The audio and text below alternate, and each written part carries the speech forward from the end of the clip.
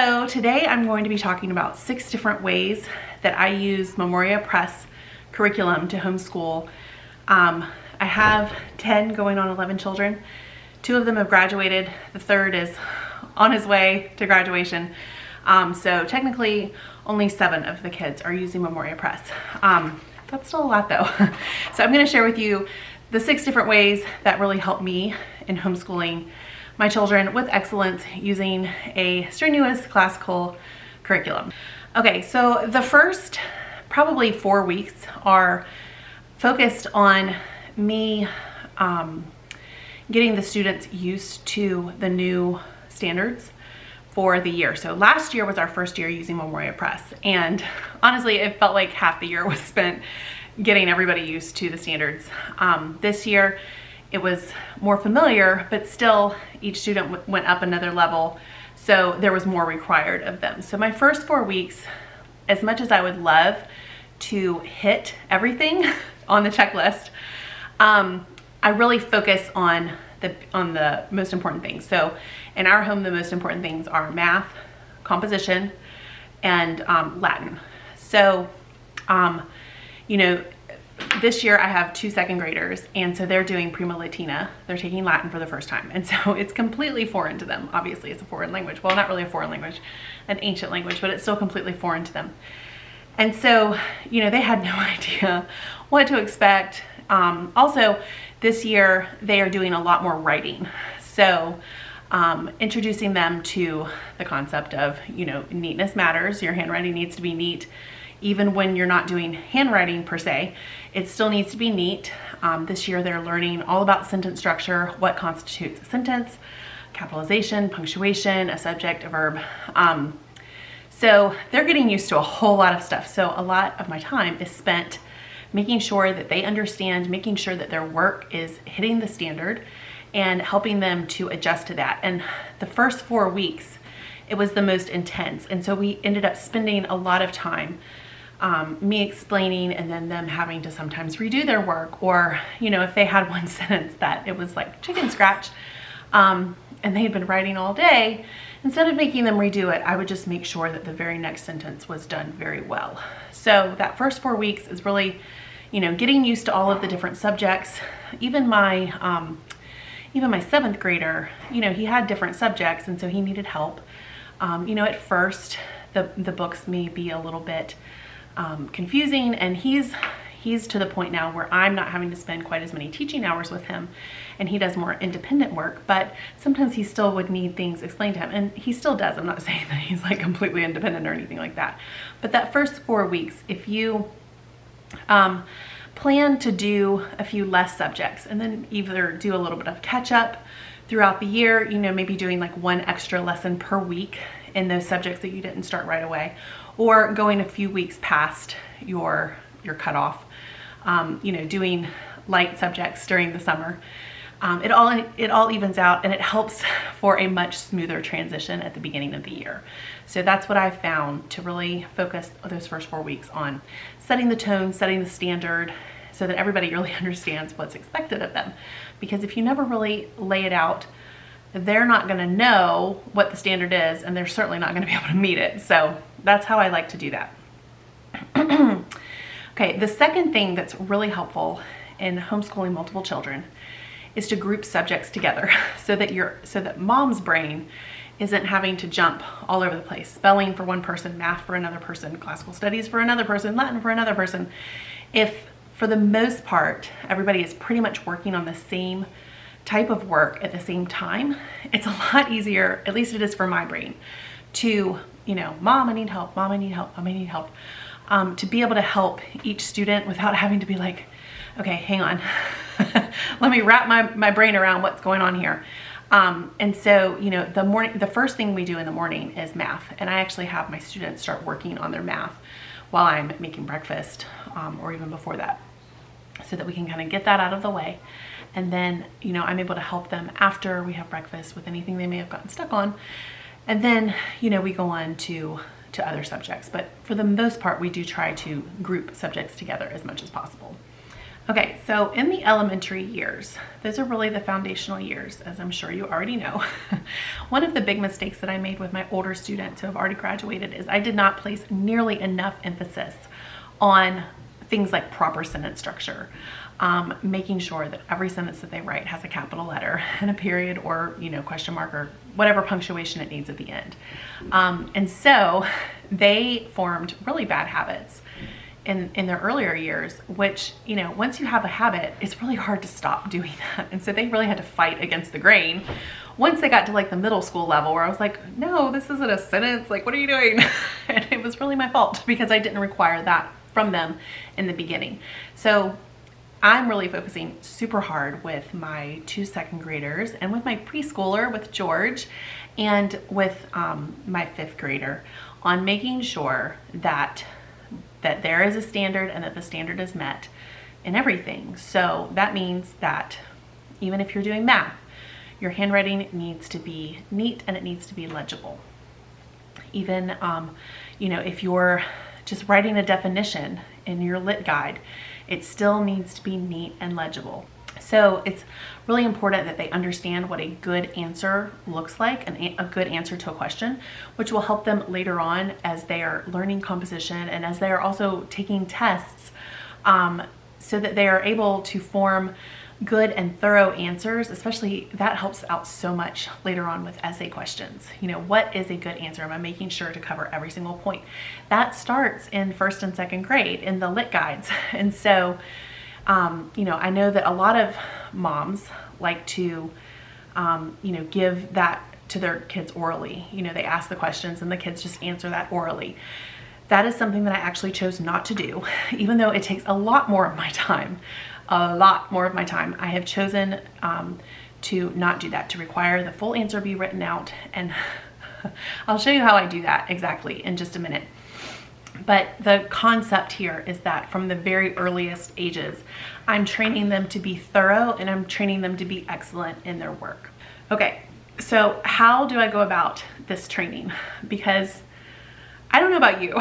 For me personally, I need to see practical applications. It helps me a lot, even though I'm not necessarily going to do things exactly the same way that other moms do them, and I don't. I always tailor it for our unique family. It helps me and it helps my brain come up with our own unique spin on something if I see exactly the way someone else does it. So I'm gonna do that for you because principles are great and they're fantastic, but some people just need to see exactly how someone else is doing it so that they can truly then make it their own. They need a starting point, so to speak. So the way that we go about training for this excellence is by using the lit guides, the Memoria Press lit guides and the Memoria Press classical studies guides. And like I just said, there goes my clock. Like I just said, I require them to write out every answer in full sentences, and I actually am working with them. We're working one-on-one for each one of these questions.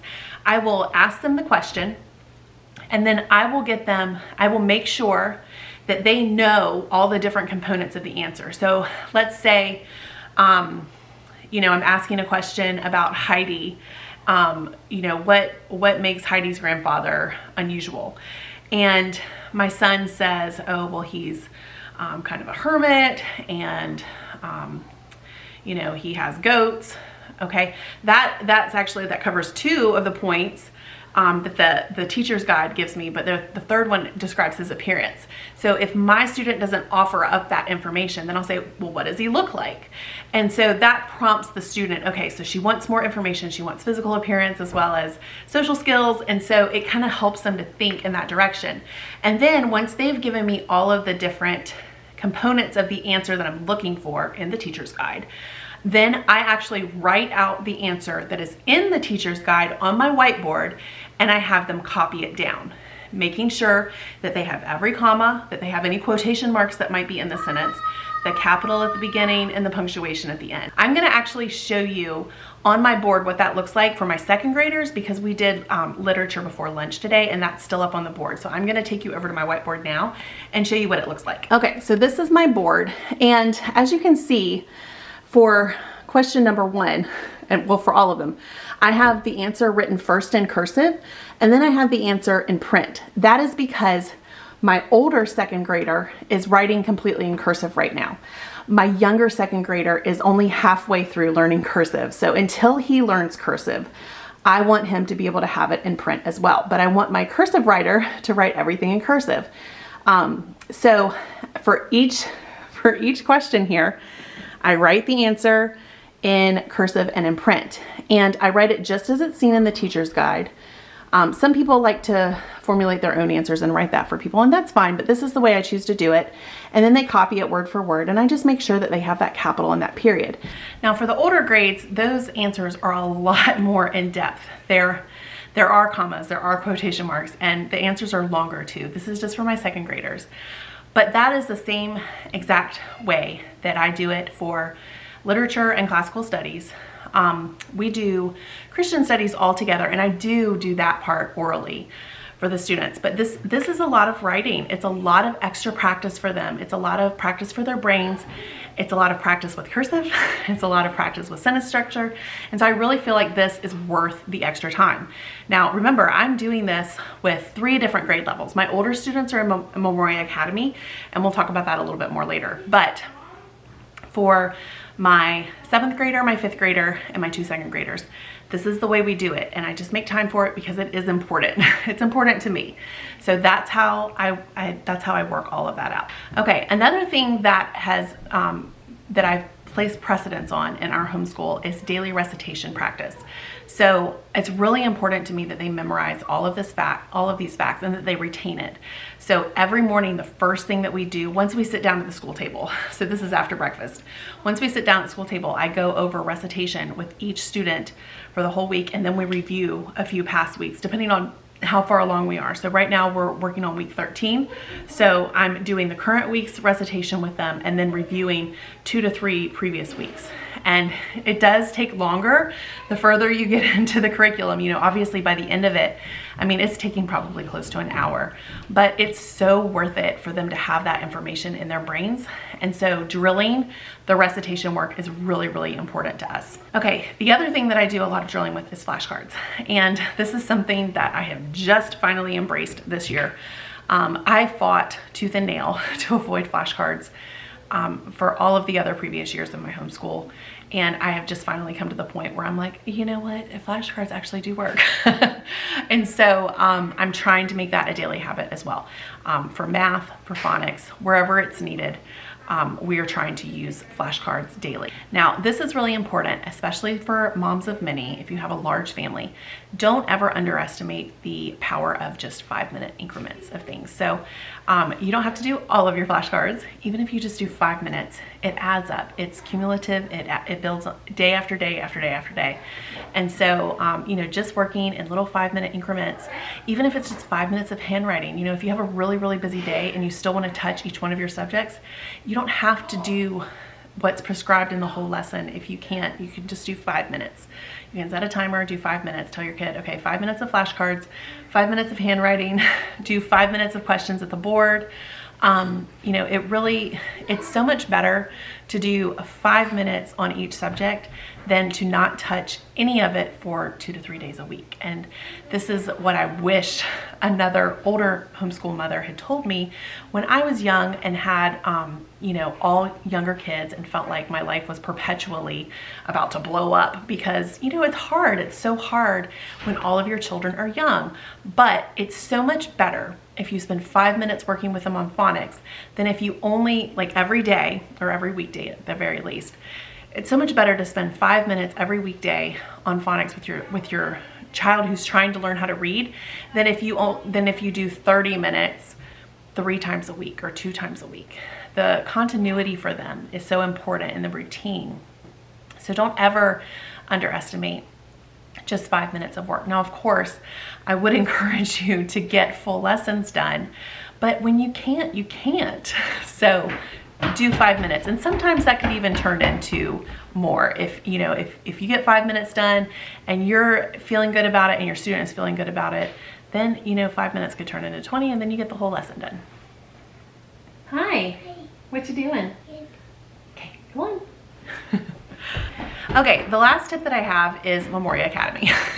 For my older students, it has been an absolute godsend. They are getting such a fantastic education from these really, really experienced expert teachers. I cannot say enough about them. This year, my 2 high school students are taking 4 classes each, I think, and next year we're hoping to do 1 or 2 more because it is just that good. This is their 2nd year taking the classes, and it helps so much because the stuff that they are learning is really, really in depth. And honestly, if I were having to teach them at home, I would have to spend a lot of time reading all of the materials that they're going through and a lot of time at the board. And as it is, you know, I usually don't finish my homeschool day until 5 p.m. And so if I was also teaching 2 high school students all of their subjects as well, I'm just not really sure that I would have the time to do that, even no matter how efficient I was. So if you can swing it, I would highly, highly recommend Memoria Academy. I was thinking about it the other day, and I would, if it came down to the finances issue, I think I would actually go out and get a part-time job just to have my high school students in Memoria Academy. Like that's how amazing it is, and that is how much it has helped them and raised the bar on their education. And really, that's the whole reason we came to Memoria Press in the first place, is because I wanted to raise the bar. I knew that we were all capable of doing more. I was capable of doing a better job as a teacher, and I knew that my students were more capable than what they were showing me they were capable of and what I was requiring of them. And so Memoria Academy has just really helped to raise that bar to the very next level. So now I know for myself as a teacher, and this kind of spurs me on and encourages me to do a good job, I know that I'm preparing my students to go into Memoria Academy when they get to that late middle school, high school age. And if I'm not doing a good job, they're not going to be ready. And so, you know, that encourages me to do a better job for myself and for my students. So I hope that these 6 tips were helpful. If you have any questions or you want any advice on any other area of homeschooling, please leave me a comment. I'm happy to answer any of those. I'm happy to do a follow-up video talking about one specific subject. So if you have any questions, leave them below. If you have any tips, leave them below for homeschooling multiple kids. Like, everybody can always use more tips if it is a tip from an experienced mom. So I hope that you enjoyed this video. I hope that you got something out of it, and I will see you next time.